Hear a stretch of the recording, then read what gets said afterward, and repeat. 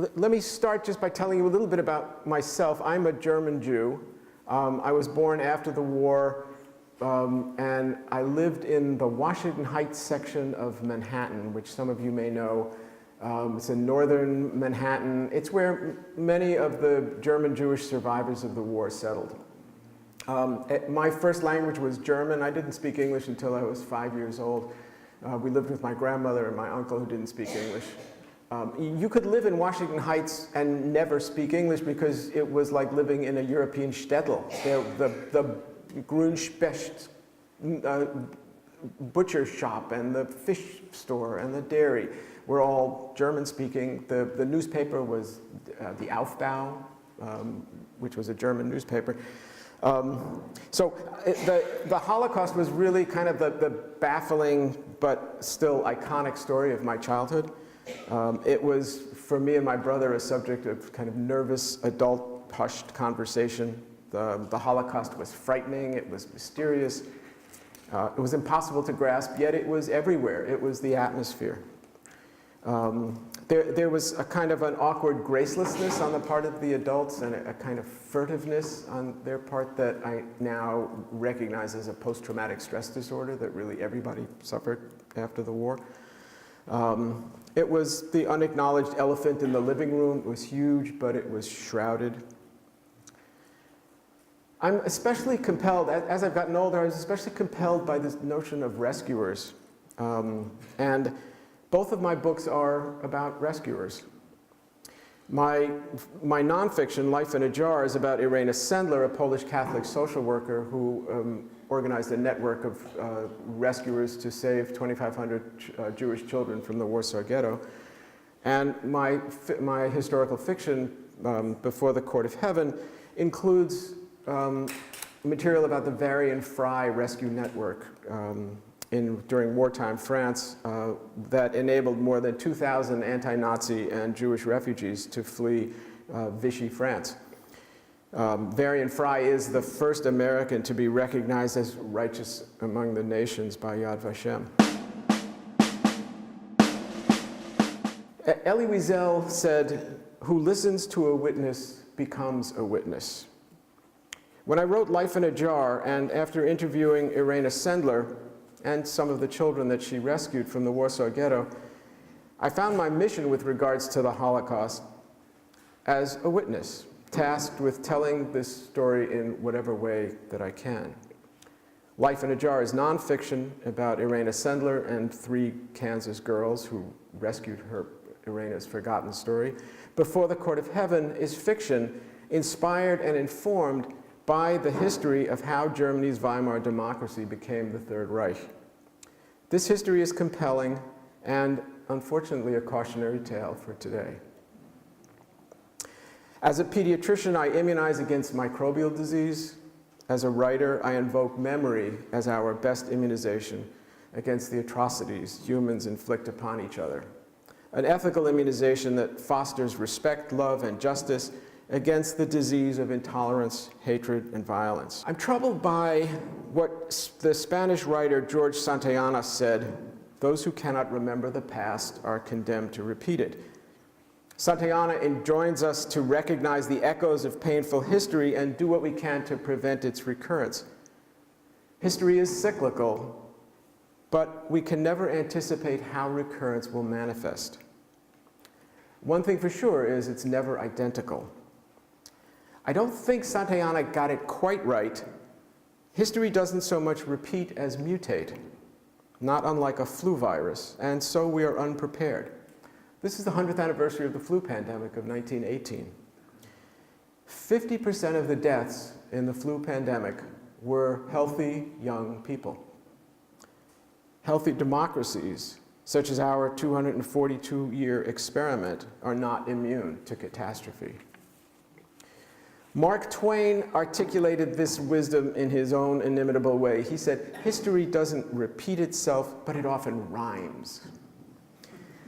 And my favorite of all versions of this is from Edward Galeano, a Uruguayan journalist, writer, and a novelist, who said, "History never really says goodbye. History says, see you later."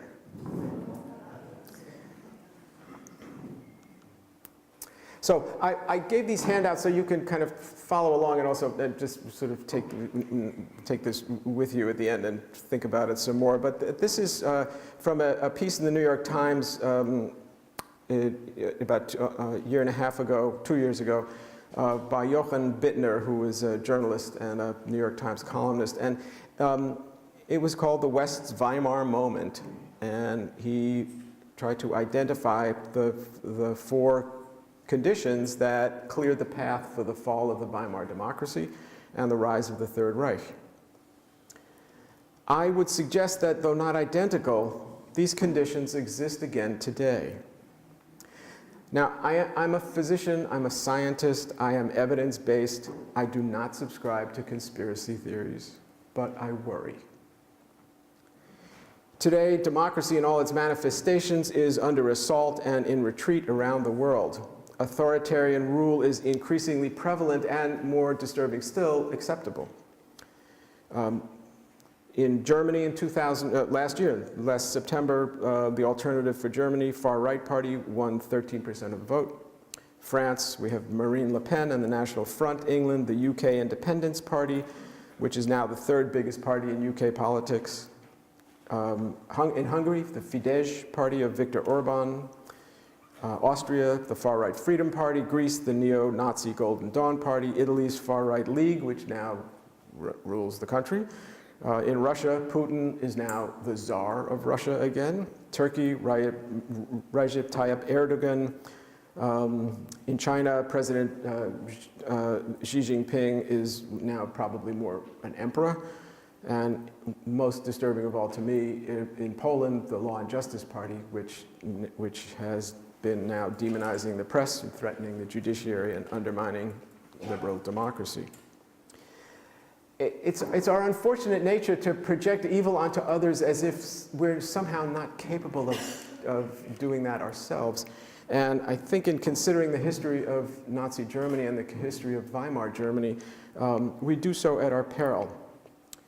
There was nothing unique or special about the Germans. The Third Reich rose to power as a malignancy within Germany's Weimar democracy that followed World War I. Germany was an enlightened society. They're the nation that brought us Bach, Beethoven, Brahms, Bertolt Brecht, Goethe, Schiller, Thomas Mann, but they also brought us Hitler and the Nazis. A plurality of Germans, 44%, voted for the Nazi Party, and Hitler became chancellor in 1933 through legal parliamentary process. The Weimar democracy lasted for 14 years. Hitler was the last chancellor of the Weimar Republic. There had been 13 chancellors and 21 administrations during that unstable time of Weimar democracy. My mother, who grew up in Mainz in Germany, was 16 years old when Hitler came to power in 1933. And she remembers people saying, "Oh, the Nazis, just another government. They won't last 6 months, nothing to be concerned about." One of the decisions that I had to make in writing a historical fiction as opposed to nonfiction is what's the point of view of my character? Okay, my protagonist, Ernst Teschow, is a fascist assassin. He's a young Nazi. I decided to use a fixed point of view so that everything that happens in Before the Court of Heaven, we are seeing through the eyes of this young man, Ernst Teschow. I wanted to get into the head of a young Nazi and to be with his family, with his friends, with his co-conspirators, and with his community, to understand how it could be that ordinary people could become complicit in extraordinary crimes. This is not just one young man's aberration. This is a whole nation's aberration. So we're with Ernst. We see the world through his eyes, from before World War I to the Holocaust and World War II. That fixed point of view also allows for a unique way of looking at the long arc of Ernst's atonement and redemption. In the background of the novel is the Weimar Republic and the gathering storm of Nazism. I did a ton of research to put this book together. It took me 25 years to write, so I think I'm probably the slowest writer in America. But I have scholars of both history and of the Holocaust have at Middlebury College and University of Vermont Center for Holocaust Studies have vetted the historical accuracy of the book. So this history is both compelling and complex. I can only share a slice of it, puzzle pieces that will allow you to more fully appreciate both the hope and the tragedy of Germany's Weimar democracy. The echoes of this history that we hear today have to be understood through the filter of history. We will see how Hitler works his will legally. He takes advantage of Weimar's vulnerabilities. He articulates ordinary Germans' fears, their rage at being defeated in World War I, their humiliation by the Versailles Treaty.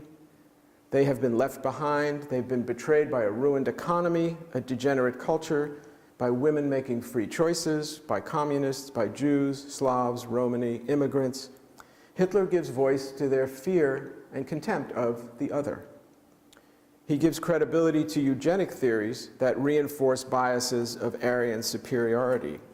And in exchange, the German people, ordinary people no different than you or I, give Hitler the reins of a dictatorship that would carry out the Holocaust. The Holocaust really begins with Weimar's tragic failure before a single Jew is murdered.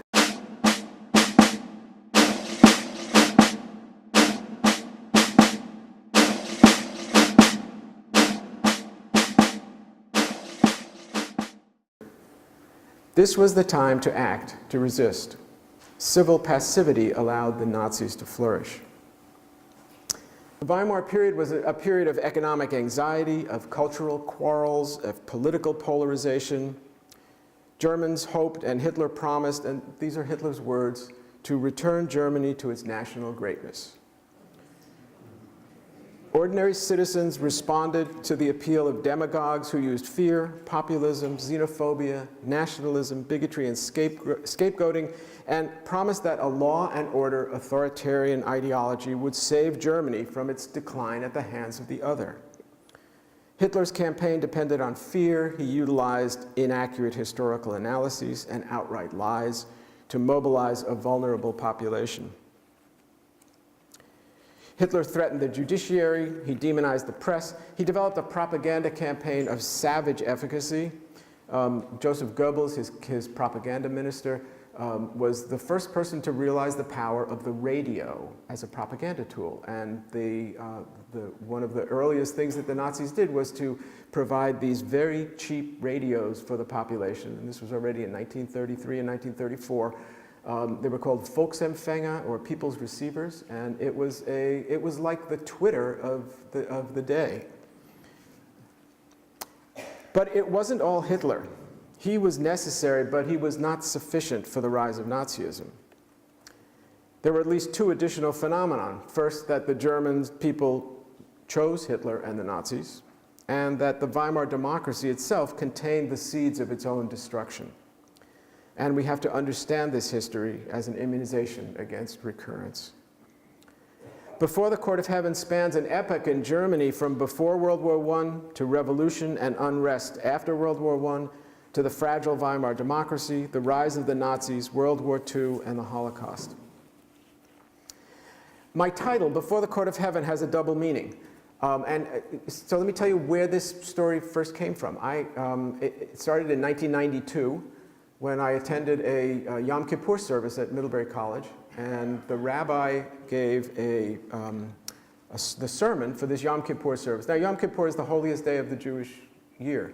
It's not a time where you expect to hear about a Nazi assassin.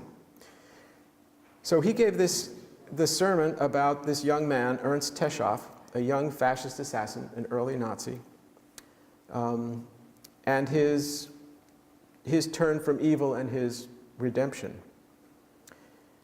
So on Yom Kippur, it's a day of atonement. It's a day where one pleads before the court of heaven for forgiveness for sins against God. But sins against our fellow humans must be confessed and atoned person to person. So how does one do that after murdering someone? What does that atonement look like? The redemption that must precede, that is, before the court of heaven.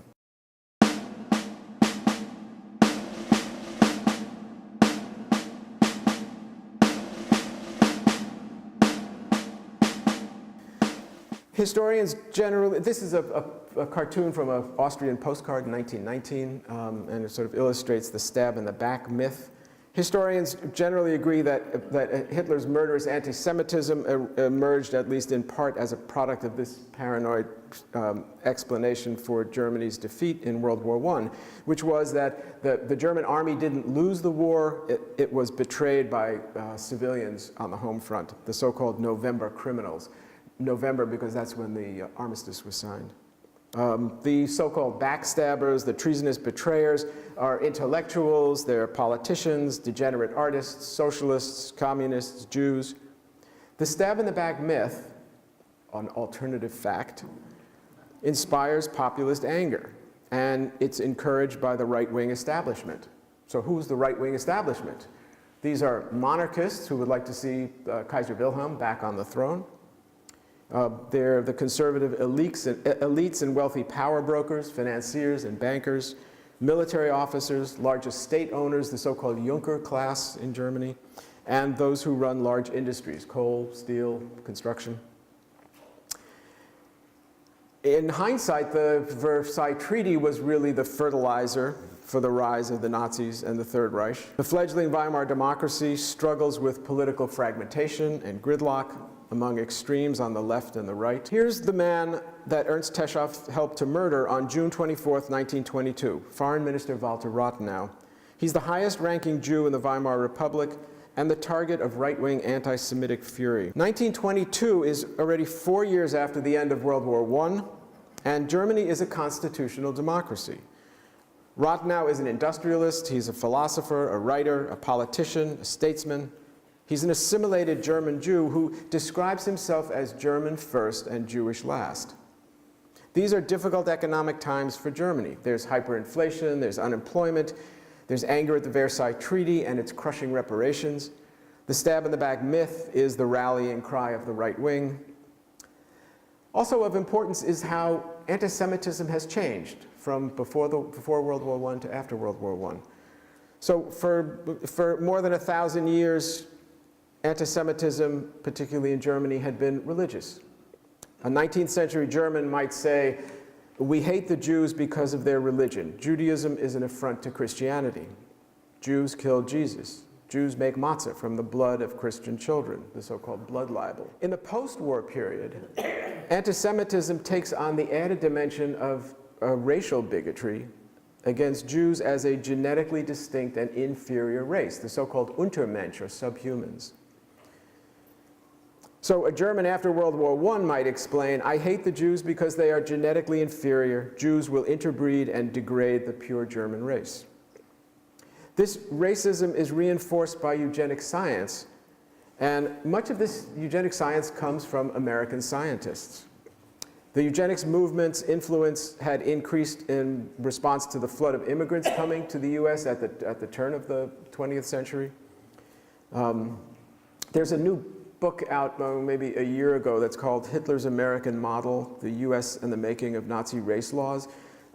It's by Yale law professor James Whitman, and he posits that Hitler and the Nazis were inspired by US Jim Crow era laws, segregation, miscegenation laws, lynching, and white supremacy, and that for Hitler, the US was in many ways a model for Nazi racial laws. 2 months before Rathenau is assassinated, he does the unthinkable, and this is what led to his assassination. He negotiated a treaty, the Treaty of Rapallo, with Russia that normalized relations with Germany. Right-wing politicians and the right-wing press condemned this treaty, which they viewed as treason. It was a compromise with Russian communist revolutionaries.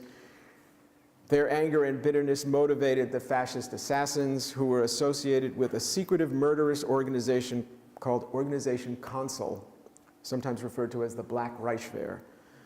And my protagonist, Ernst Teschow, is one of these assassins.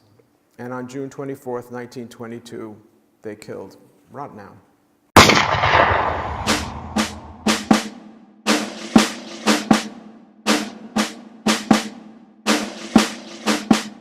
Crowds mourned Rathenau's death. He was a beloved statesman. Flags are at half-mast. Workers stage mass demonstrations in mourning and protest. A special court is created because this Rathenau's assassination was after a period of about 3 years during which 350 political assassinations were carried out by this underground organization, Consul. And they formed this special court. This is a photograph of the court hearing. This is Ernst Teschow, my protagonist. He's defendant number 2. His brother is defendant number 6. Can't quite see him. That's Hans-Gerd Teschow, his younger brother, who was also implicated in the co-conspiracy. I felt, when I heard this story as a Yom Kippur sermon, I was really deeply moved and inspired to find out some more information about this. So I started doing some research, and I came across some primary evidence of microfilm transcripts from the National Archives of Ernst Teschow's arrest, his interrogation, and the transcripts of this trial. Some of them were handwritten. This is an example of some of that. I sat with a friend of mine, Marita Schein, who is a German woman in Middlebury. We sat every Tuesday in the Ilsley Library, going frame by frame through these transcripts and translating them. This is like finding gold for a writer. I mean, to have my protagonist's actual dialogue, to have actual information about him, about his family, about the co-conspirators in this trial, to make his dialogue be true to who this person actually historically was. I read newspaper accounts and scholarly works of the trial and of Weimar Germany, and this history grew larger and more fantastic. This trial was in all the major newspapers of the world, and in some cases it was front page, and I'm going to read you something about that in a second. It was actually the trial of 13 mostly young fascists and violent nationalists, the early Nazis, whose mission was to destroy the fledgling Weimar Democracy. It's really a window on the early tumultuous years of Germany's Weimar Republic, and it reveals the earliest omens and manifestations of Nazism festering within this fragile democracy. Rathenau's elderly mother, Matilda Rathenau, who attends Ernst's trial. She attends this trial. She's sitting there every day except the last day. And before he is sentenced, she asks that her letter to Ernst's mother, this is a letter from Rathenau's mother to Ernst's mother, she asks that it be read aloud in court. This was the headline in the German newspaper the next day. Brief reading I'm going to read. Dr. Hahn is Ernst's lawyer. For the first time in 2 weeks of proceedings, Frau Rathenau's chair in the gallery was conspicuously empty. Dr. Hahn adjusted his reading glasses. He began, Frau Rathenau addressed this letter to Frau Teschow on July 3rd, only 9 days after the assassination. My dear Frau Teschow, in grief unspeakable, I give you my hand, you of all women the most pitiable. Say to your son that in the name and spirit of him he has murdered, I forgive, even as God may forgive. If, before an earthly judge, he make a full and frank confession of his guilt, and before a heavenly one repent. Had he known my son, the noblest man earth bore, he would rather have turned the weapon on himself than on him. May these words give peace to your soul, Matilda Rathenau. The silence, as dense as fog on the hovel, was metered by the subtle beat of ceiling fans. A woman coughed in the shadow under the balcony. It seemed a signal for everyone to exhale at once, their breath becoming the rustle of clothes, the clearing of throats, sniffles, white handkerchiefs fluttering. Dr. Hahn folded the letter carefully, then wiped his pince-nez and said, Ernst Teschow has confessed the whole truth to his earthly judges, and he will answer before his heavenly judge. I ask the court to pass judgment in the spirit of Frau Rathenau's letter. Ernst looked to the empty chair from which Frau Rathenau had presided over the court as surely as the judges. He resisted her words, but they pried into him like a thief picking the lock of his heart. So Ernst takes this letter to prison with him. He doesn't understand it. He goes to prison as a young fascist assassin, but something happens to him.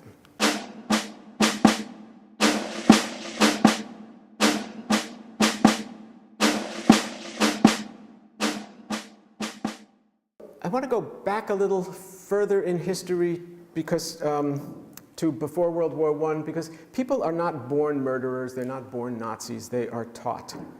And so I want to consider briefly the indoctrination of young people in Germany at the end of the 19th and early 20th century. My main characters, Ernst, Lisa, and Fritz, spend their summers as Wandervogel. That's German for wandering birds. This was a popular German youth movement that dated back to the 19th century. Blood and soil, Blut und Boden. It's a Nazi slogan ominously resurrected in Charlottesville, Virginia last year. And it expresses the 19th century German idealization of a racially defined national body, the blood, united with a settlement area, the soil of the fatherland. Rural and farm life, German Nordic peasantry are idealized as a counterweight to the nomadism of urban Jewish immigrants. This is specifically racist, it's specifically anti-Semitic. The concept of Lebensraum, of living room, the belief that the German people needed to reclaim historically German areas in Poland, in Ukraine, that this was their historic right. The ethos of these youth movements that incorporated this philosophy was to get back to nature, to freedom, to shake off the restrictions of society, and to celebrate Germany's heroic Teutonic roots. These groups there was a whole spectrum of these youth groups that ranged anywhere from Jewish liberal hippie-like groups to militaristic, nationalistic, and anti-Semitic. Ernst Teschow belongs to the latter. What began as an innocent German youth movement, the Wandervogel, became the Hitler Youth.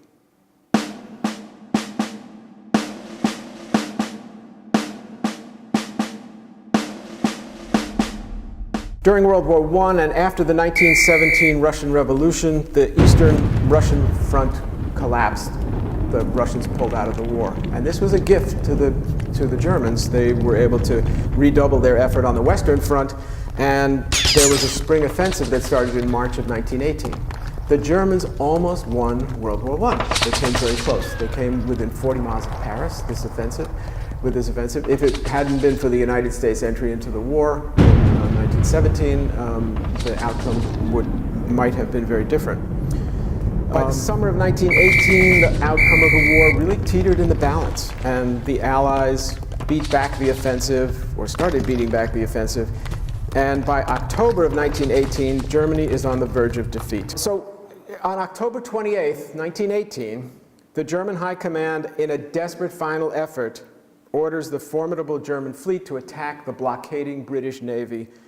The German fleet has been blockaded since 1916 at the Battle of Jutland. And this is a remarkable bit of history, and again, I couldn't have made this up. At this point, Germany is still a monarchy under Kaiser Wilhelm. Ernst Teschow is a politically naive 17-year-old cadet naval officer.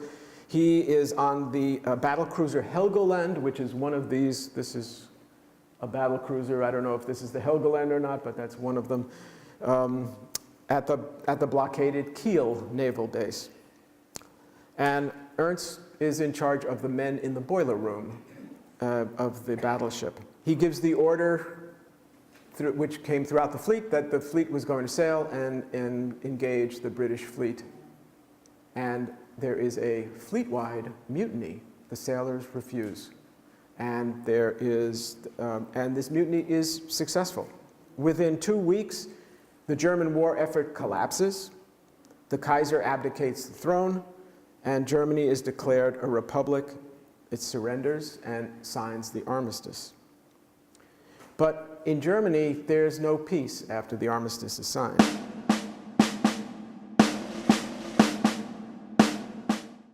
This guy is the Social Democratic minister and deputy leader, Philip Scheidemann.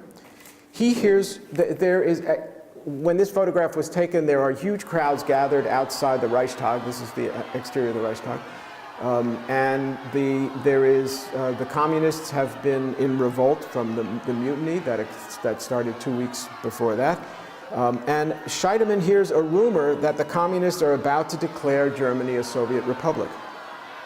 So to preempt this declaration from the communists, he, in a panic, rushes to this balcony and makes a spontaneous speech to the thousands gathered outside. And he closes with these words: "The old and rotten, the monarchy has collapsed, the new may live, long live the German Republic." He returns to the Reichstag to finish his lunch, and there he meets Chancellor Ebert, who is apoplectic with rage at him. He pounds the table with his fist and he shouts at him for all to hear, "You have no right to proclaim the Republic. What becomes of Germany, a republic, or whatever, that is for the Constituent Assembly to decide." But it's too late. The Republic has been prematurely born, and the German Revolution escalates.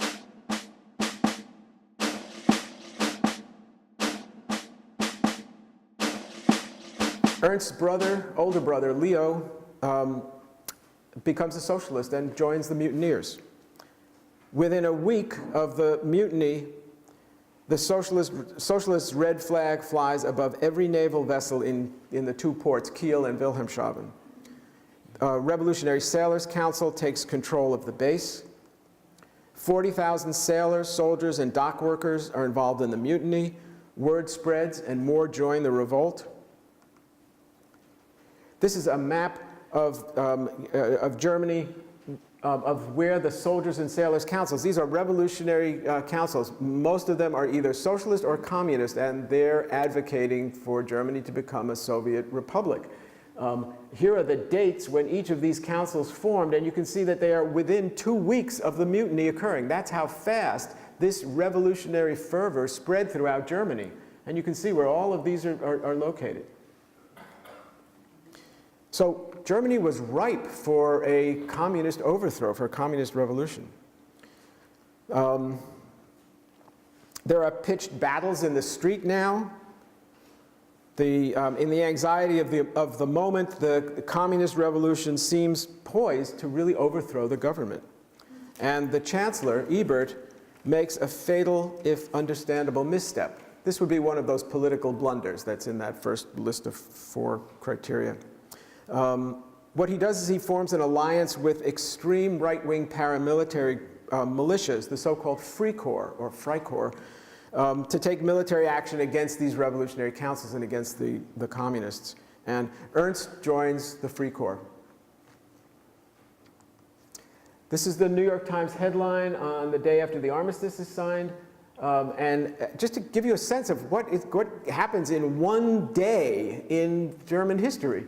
The armistice is signed, end of the war. Berlin seized by revolutionists, new chancellor begs for order, ousted Kaiser flees to Holland. I mean, how much more can happen in one day? And the consequences of this are compelling and astounding. More soldiers join the workers. Now these are soldiers who have returned from the war, and they're throwing down their weapons and they're taking up a cause with the mutineers. The German communists call themselves Spartacists, and they take the name from the Roman slave Spartacus, who in 72 BC led a revolt against the Roman state. They're led by, their 2 leaders are Karl Liebknecht and Red Rosa Luxemburg. So during these last 2 months of 1918, there's a standoff between the government and the left-wing revolutionaries. The government's patience starts to wear thin.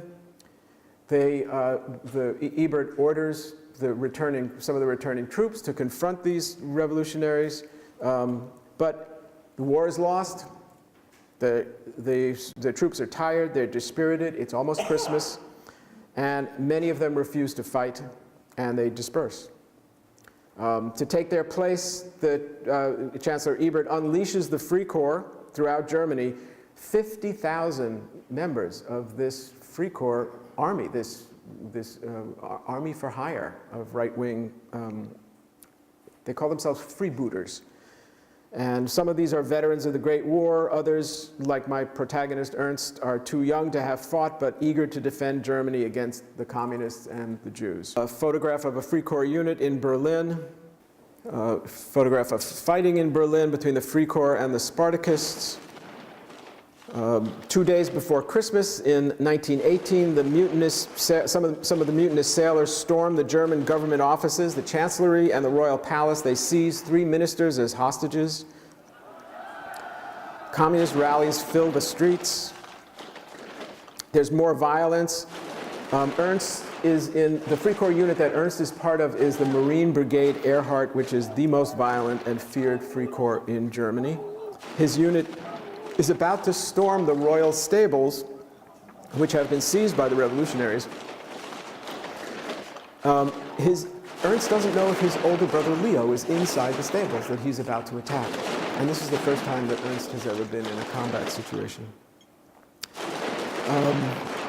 There's an initial artillery assault by the Free Corps, and then a brief truce is called, and then something remarkable happens. A crowd of left-wing demonstrators, mostly women and children, infiltrate the army and Free Corps ranks and begin to convince army soldiers, the Wehrmacht, to throw down their weapons. No one has the stomach to shoot civilians, and the attack is called off. The freebooters retreat, they're humiliated by the demonstrators, and they vow their revenge. The new year, 1919, brings another wave of street fighting. And once again, the left-wing revolutionary Spartakists threaten the defeated and vulnerable German Republic. Their goal, again, to create a Soviet revolutionary state in the image of Soviet Russia. They take to the barricades again. The army is called in. Once again, the army proves unreliable, and defeated soldiers refuse to fight against their brothers. There are huge demonstrations. The masses carry placards and banners pleading with the army troops, Brüder nicht schießen, brothers don't shoot. So Germany's new democracy and the leadership has made this sort of devil's bargain with the Free Corps, who are eager to fight those who have betrayed Germany. These Free Corps soldiers, these freebooters, they will become the Nazi stormtroopers and the leaders of the Nazi Party. There are pitched street battles between Free Corps soldiers and Spartakists, revolutionaries, and at this period of time has come to the 1 week of this time where the most violent struggles were occurring, fights were occurring, is called Spartacus Week.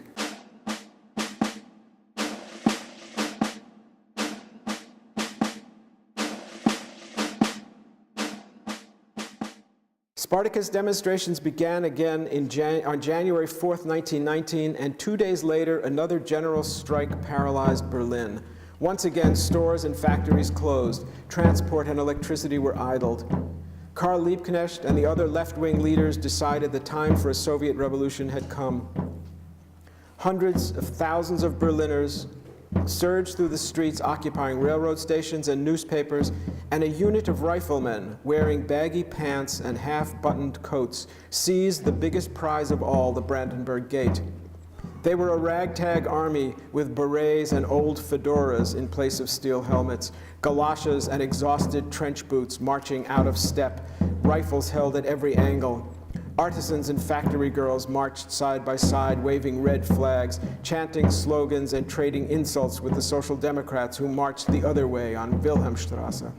Spartacus Week had begun, and the Free Corps would be tested.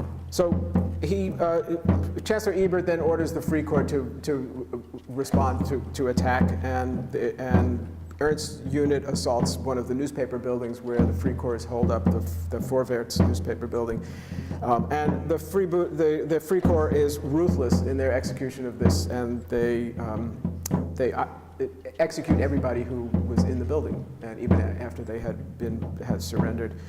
The January fighting claims more than 1,000 lives in Berlin. The leaders of the uprising, Karl Liebknecht and Red Rosa, are arrested and summarily executed by Free Corps officers. Ernst is a witness to Red Rosa's execution.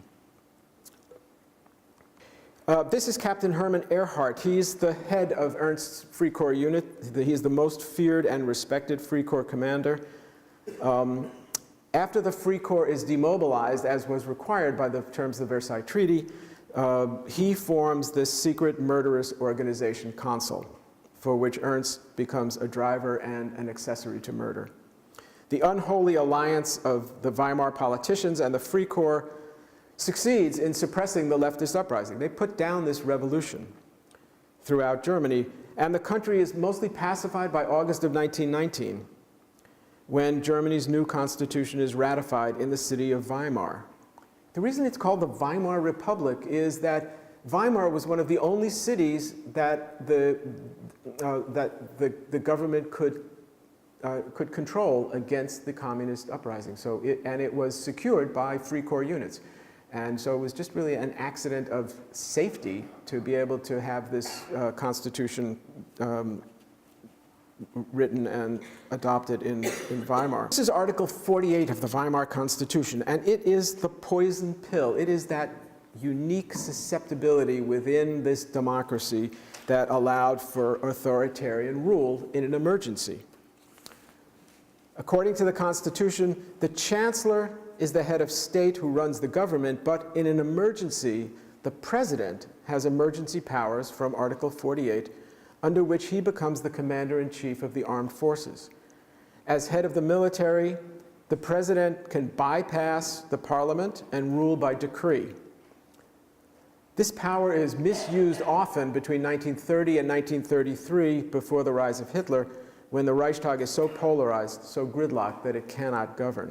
So the Versailles Treaty comes into effect in 1920. It limits Germany's army to 100,000 men, and the Free Corps is officially disbanded. Aside from these treaty organizations, the leadership of the Weimar Republic now realizes that the Free Corps could threaten them just as much as the communists could threaten them from the left. So they disbanded it, but it goes underground as this organization, Consul. And many of the Free Corps fighters, the freebooters, these 50,000 freebooters, bury their weapons for use in the future. And they begin this reign of terror between 1919 and 1922. More than 350 people are assassinated for political reasons. But where's Hitler in all this? So after Hitler's service in World War I, he returned to Munich and remained in the army. In July of 1919, he was an intelligence officer, and he was assigned to infiltrate this new German party called the German Workers' Party. And while he was monitoring the activities of the party, he found himself attracted to the message that was being given by the leader, Anton Drexler. It was nationalistic, it was anti-Semitic, it was anti-capitalist, anti-Marxist.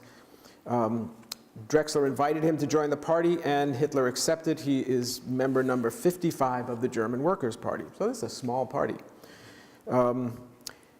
In February of 1920, this small German Workers' Party becomes the National Socialist German Workers' Party, the Nazi Party. And Hitler begins working full-time now. He's discharged from the army and is in the headquarters of this party is in Munich. And Munich is sort of the hotbed of anti-government German nationalists who are determined to crush Marxism and undermine the Weimar Republic. Hyperinflation begins in 1921. June 1921 is when Germany had to start paying reparations, crushing reparations to the Allies. And it resulted very quickly in a hyperinflation, which was actually a boon to the newly born Nazi Party. To give you a sense of the dimension of this hyperinflation, in 1914, 4.2 marks bought $1 US. In 1923, at the height of the inflation, 4.2 trillion marks bought $1 US. So here, these are children playing with worthless marks. This guy has a wheelbarrow full of marks. That's enough to buy a loaf of bread. So it's a difficult time for Germany. There's unemployment, and this is the time period when Rathenau is assassinated. So it's a time of unemployment. There's anger at the Versailles Treaty. The economy is tanking. The mark is worthless. And it's during this period of time that Hitler becomes the absolute leader of the Nazi Party, becomes the party chairman. She starts giving beer hall speeches that are now starting to attract regular audiences. He especially appeals to rural Protestant Germans. Now, if you remember, just keep in mind that Berlin, which was a very unique city, had a population of 4 million. But Germany had a population of 62.5 million. At least 1/3 of that population were rural Protestant Germans, who were the target and for Hitler's philosophy. He began speaking at larger halls to thousands. He became adept at using these populist themes, including the use of scapegoats who he blamed for Germany's economic hardships. He carried on particularly about one document called the Protocol of the Elders of Zion, which was a fabricated anti-Semitic text that supposedly described a Jewish conspiracy for global domination. It was first published in Russia in 1903, and it became a critical influence on Hitler's thinking, and many right-wing people took this as gospel truth. The distribution of this protocol was financed by the Nazi Party, and in the United States, Henry Ford printed 500,000 copies of this and circulated it in the United States. If you do a Google search, Protocol of the Elders of Zion, you will find that it has now resurfaced. And many of the alt-right groups are, again, bringing this forged document as a reason for why they do what they do. On the 5th anniversary of the armistice, November 9th, 1923, Hitler attempts a coup in Munich. This is the so-called beer hall putsch. Putsch is the word for coup in German. So along with 2,000 Nazis, they took control of parts of Munich. They arrested the president of Bavaria, the chief of police, forced them to endorse the Nazi objective, which was the overthrow of the Weimar Republic.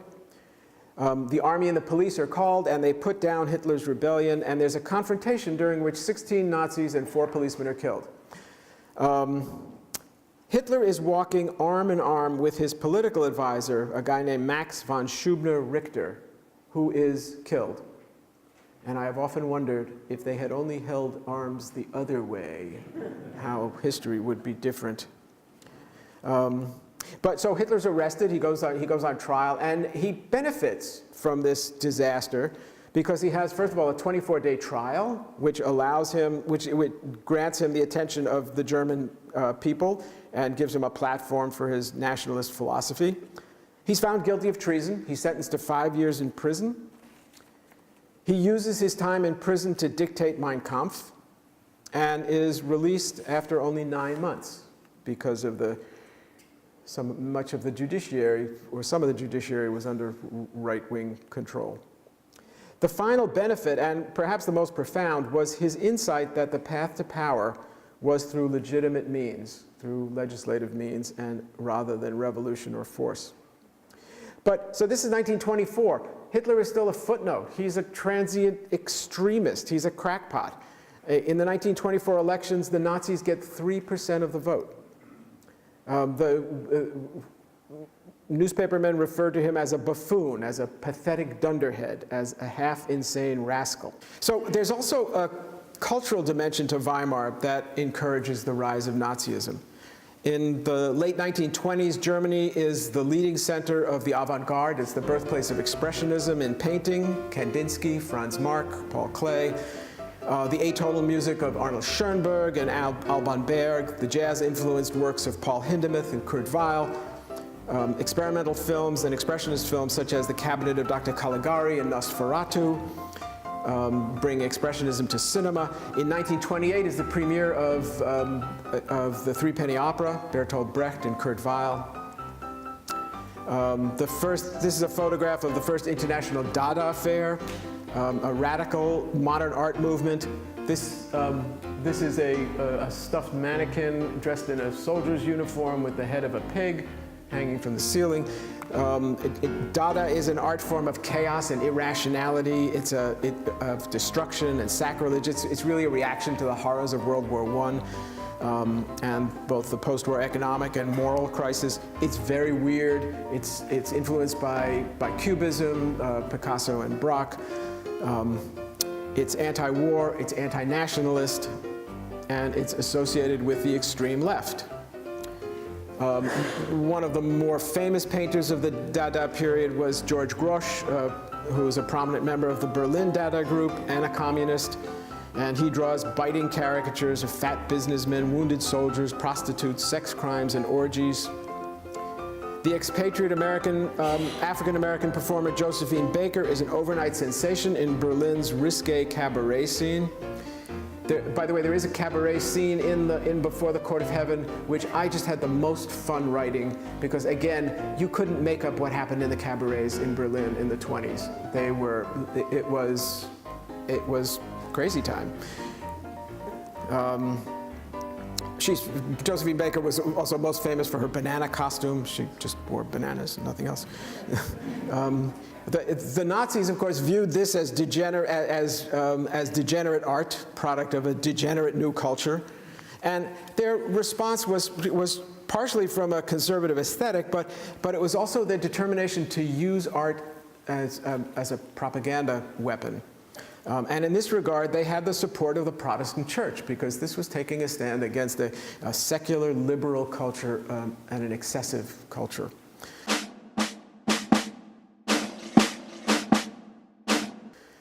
So 1924 to 29 are the golden 20s in Germany.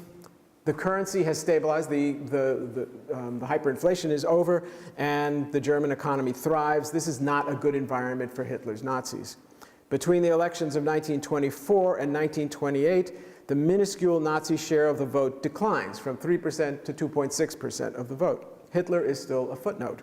The weight that finally breaks Weimar's back is the 1929 stock market crash and the resulting Great Depression. And Germany suffers more than most any other country in Europe from the financial consequences.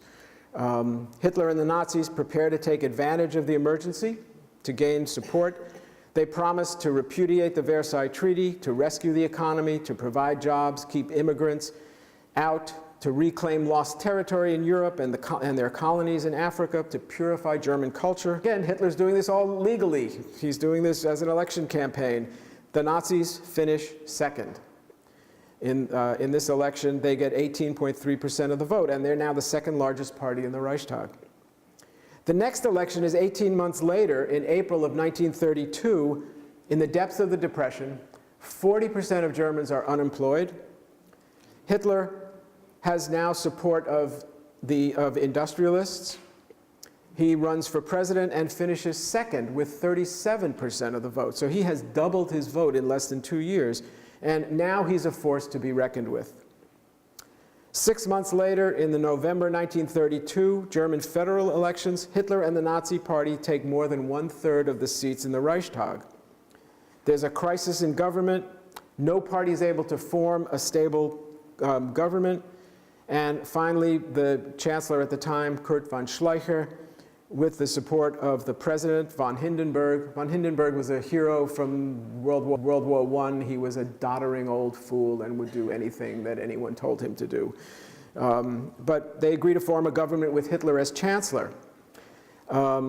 It would later come out that these men considered Hitler to be a buffoon. They thought that they could control and manipulate him, that he would be a tool to further their own ends. So in January of 1933, Hitler is appointed chancellor, legally.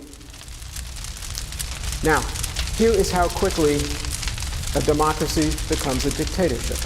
A month after Hitler becomes chancellor, the Reichstag is set afire, maybe by a lone deranged Dutch anarchist or by the Nazis themselves. James Madison, our fourth president, warned, "Tyranny arises on some favorable emergency." The February 27, 1933 Reichstag fire in Berlin was, for Hitler and the Nazis, just such a favorable emergency. Hitler blames the communists, he suspends civil liberties, and begins mass arrests. He uses charges of terrorism as a catalyst for regime change. And in a 2-month period from January to March of 1933, and how the consolidation of this dictatorship began, concentration camps were established for political prisoners at Hitler's urging and under Article 48. Again, he's acting perfectly legally. He and President von Hindenburg enact the Reichstag Fire Decree, which suspends basic rights and civil liberties and allows for detention without trial. The activities of the German Communist Party are suppressed. More than 4,000 people are arrested. 1 week after the fire, the election of March 5th, 1933, the Nazi Party wins 44% of the vote. 3 weeks after this election, Hitler's government brings what's called the Enabling Act to a vote in the newly elected Reichstag, and Hindenburg signs it. This Enabling Act, which officially titled the Law to Remedy the Distress of People and the Reich, gives Hitler's cabinet the power to enact laws, even ones that deviate from the Weimar Constitution, without the consent of the Reichstag for 4 years. The Third Reich is born. By the summer of 1934, 1.5 years later, there are hundreds of thousands of Nazi opponents in concentration camps.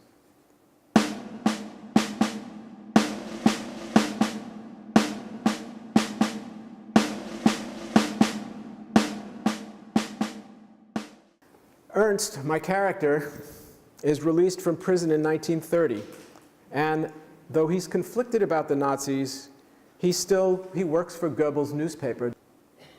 He is a witness to the rise of the Nazis, and his family struggles and accommodates to the fascist takeover in Germany. Abraham Joshua Heschel, who is a champion of human rights, a friend of Martin Luther King Jr., said of the Holocaust, "Some are guilty, all are responsible." So how do we manifest our deeper sense of responsibility? Responsibility for every silence, every deferred response? We are all, to some extent, bystanders. Never again is really too facile a response if it's only words. There's a German word, Mitläufer, which I think is more to the point. Mitläufer is fellow traveler, and it refers to those who make accommodations with evil. When I read Holocaust literature, the speculation that becomes my emotional atmosphere is, what would I have done? We hear an echo of Weimar today in our political discourse. No one of us can reverse this disturbing reverberation, but each one of us can do something, no matter how small, to promote decency, tolerance, and respect for all people, to be the civil opposition when tyranny once again raises its ugly head. George Santayana warned us to remember history or repeat it. Some choose to willfully forget or ignore history. Before the court of heaven is one small effort to keep that dark history alive as a cautionary tale for today. It has been said that Nazism and the Holocaust might have been unstoppable, but it should have been unbearable. Where was the hue and cry from public and religious institutions, from citizens, that this was fundamentally wrong and unacceptable? We are confronted by genocide with sickening regularity. Darfur, the Congo, Bosnia, Cambodia, Sudan, Rwanda, Syria, Yemen, Myanmar, the list goes on. Perhaps the best we can hope for is to be active bystanders, upstanders, recognizing our responsibilities, forgiving ourselves for our failures, but indomitably pursuing social justice and righteousness when we can. I urge you to do whatever it is you can, no matter how small, to repair the world, to challenge hatred, intolerance, neglect, aggression, bullying, to advocate for decency.